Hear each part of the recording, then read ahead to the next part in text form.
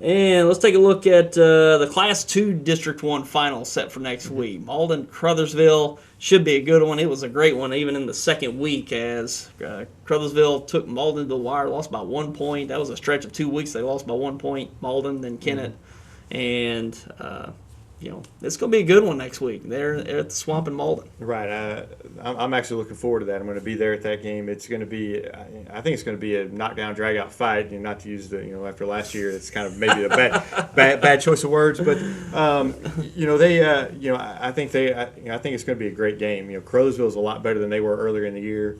Malden has gotten a lot better as well. Both teams have outstanding athletes. It's just going to be a good game. I think Malden maybe has the edge a little bit. They've been there. They know how to win these games.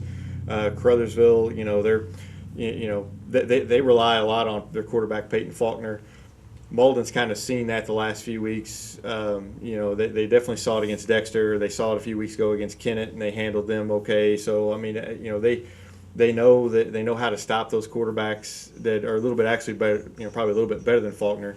But Crowsville has some talent. They have Roderick Jones. They're running back. They have some good talent. I think it's going to go down to the wire. Yeah, it's a 1 point game last time, and I wasn't sure if that was at the point where we didn't really know what Malden had. We knew they were going to be good, but how good compared to last year? We knew they were going to come back to the pack, but how much? And then a 1 point game with Caruthersville. Like, wow, you didn't know if Malden maybe played a little down or Caruthersville played way up, but looks like these teams are pretty evenly matched. Yeah, I think so. It was early in the season, so you don't know what you're going to get, like you said, and I think Malden was still trying to find their identity after last year. They lost quite a bit, and they still had some pieces remaining, but they'd lose quite a bit. Caruthersville's first game, they were without several of their players because of what happened in the district championship game last year. So I think that was going to be their first game back. Some of those kids so they were just kind of, that was their first game. First game jitters, first game. You're trying to find yourself in that game as well. So Crowsville, like I said, Crowsville's gotten a lot better. They played St. Genevieve, who's a very good Class 3 school. They played them really close a couple weeks ago. Crowsville's played a tough schedule to get ready for a game like this. Yeah. So we'll see how it benefits them on Friday night. Yeah. And Mountain View.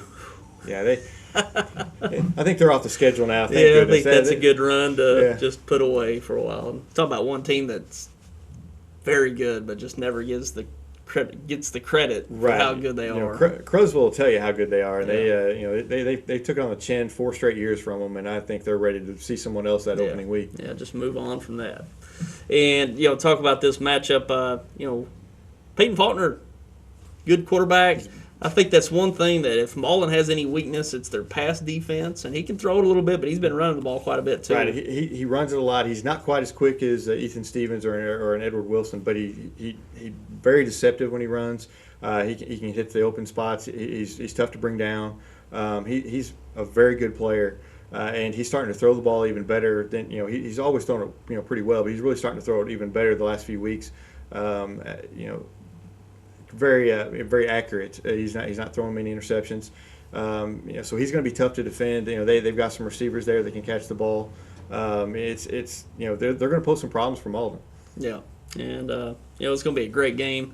Last year was a run away from Malden, but these two teams match up really well. And I tell you, Malden's got some big boys up front. Mm-hmm. I mean, I hadn't got to see Malden until the Dexter game, and boy, they are big up front. They're young kids too. They're sophomores and juniors. Right, they're young kids. They're big up front, and I think that's going to be the key for Malden is to take control of the line of scrimmage early and kind of not let Crowsville hang around. I think the problem for Malden will be if Crowsville can hang around, and if Crowsville, if it's close at halftime, I think Crowsville has a great chance to win.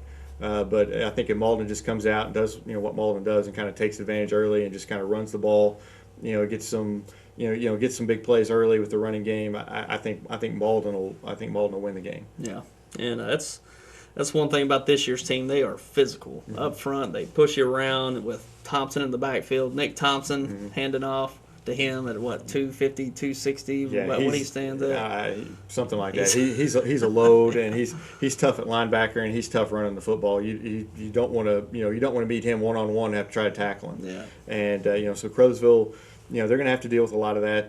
But they like I said, they played each other before. They know they don't like each other. That's pretty much evident. Yeah. So both teams are going to be fired up for the game. I don't see it. I don't see a situation where one team's overlooking the other or anything. I think they're going to come in ready to play that game. I think they've been looking forward to it since week 2. Yeah. So it's going to be it's going to be a heck of a ball game. Sure is. So there you go. Malden and Caruthersville district championship set for next Friday night at the Swamp in Malden. Should be a good one.